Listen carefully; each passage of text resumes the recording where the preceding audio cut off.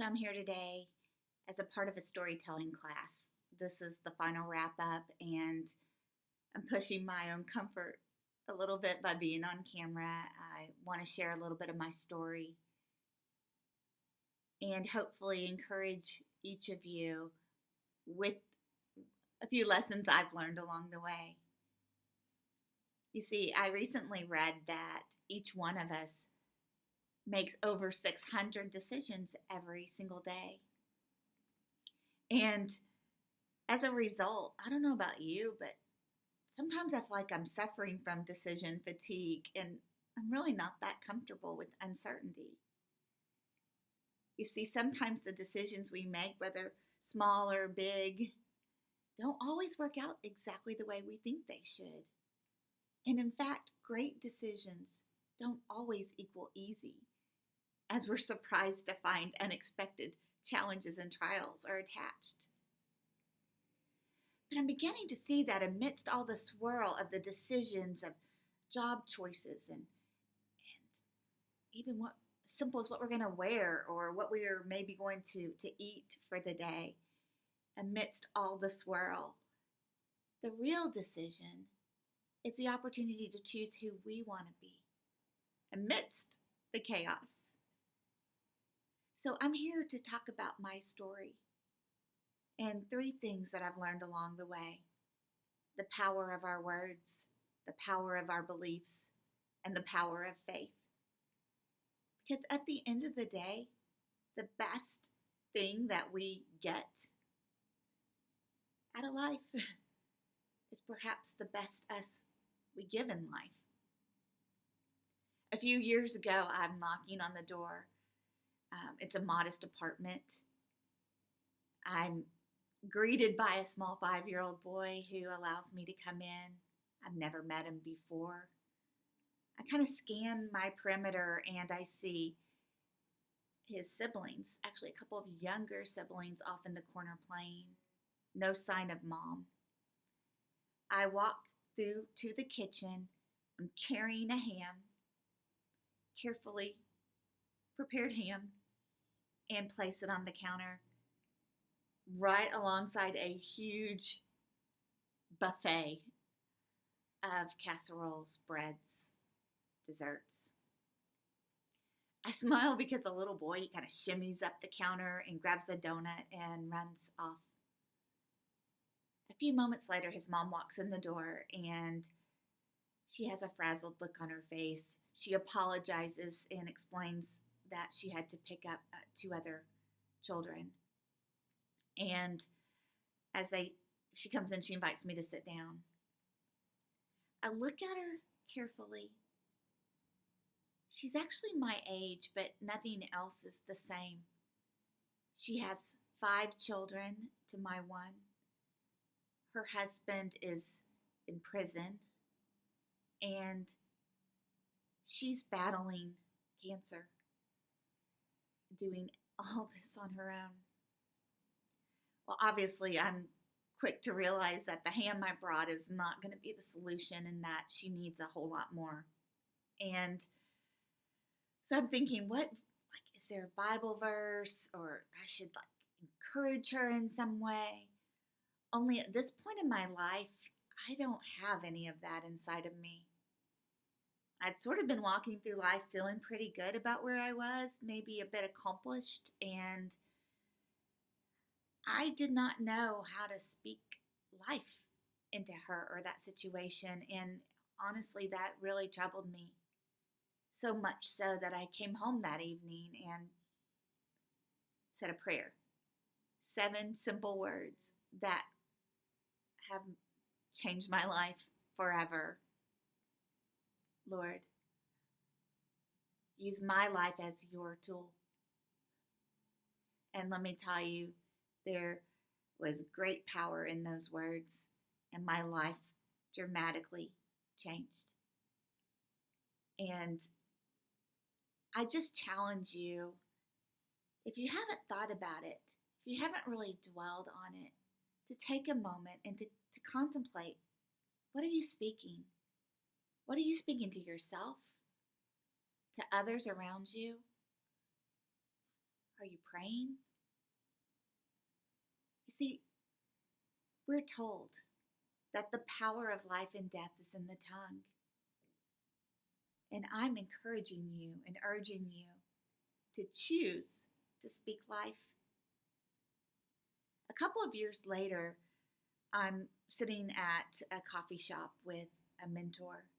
She's actually my life coach at this point, and my life needs a little coaching, even though I had become a Christian and believe in Jesus as my Savior.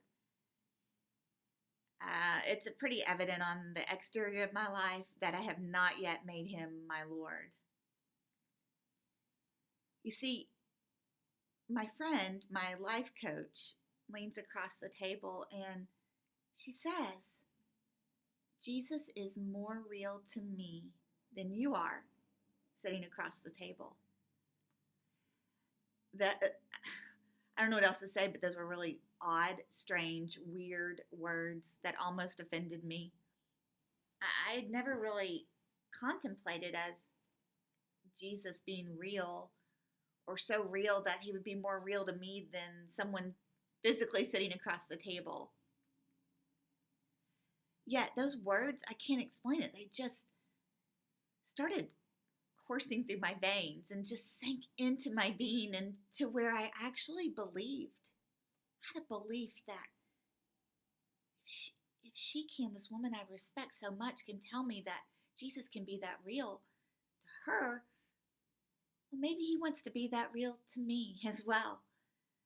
And life lesson number 2 on my top 3 list would be, what we believe, our behaviors follow. And so once I started believing that Jesus wants a relationship with me and that he is real, the exterior of my life began to change because the interior of what I believed changed. And it was though I was a caterpillar, probably more just a worm, and God put his wings around me and cocooned me in his love, and real transformation began. So I urge you and encourage you to pause and question, what do you believe? Because your behavior is going to reflect. The last of my top 3 that I want to share today is the power of big faith in a big God. My top 2, within my top 2 list of Bible characters, I would say is Rahab. Rahab, now I'm just going to pause, and I know some of you either maybe you're saying Rahu, or possibly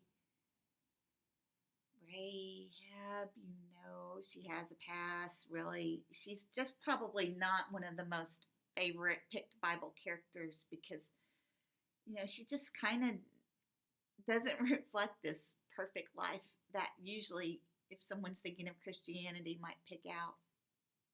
But I'm going to tell you, that's exactly what I love about her.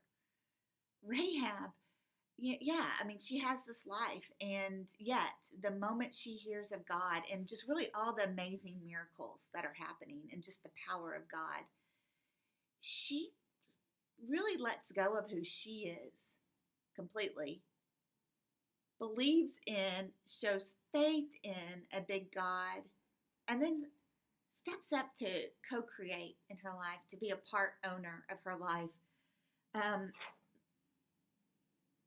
Something like this, obviously much larger, but this red cord represents an action that she took. So Rahab had to convince her family, who, again, these are not people who grew up believing in God, didn't go to church. She had to, Jesus, obviously isn't born at this time.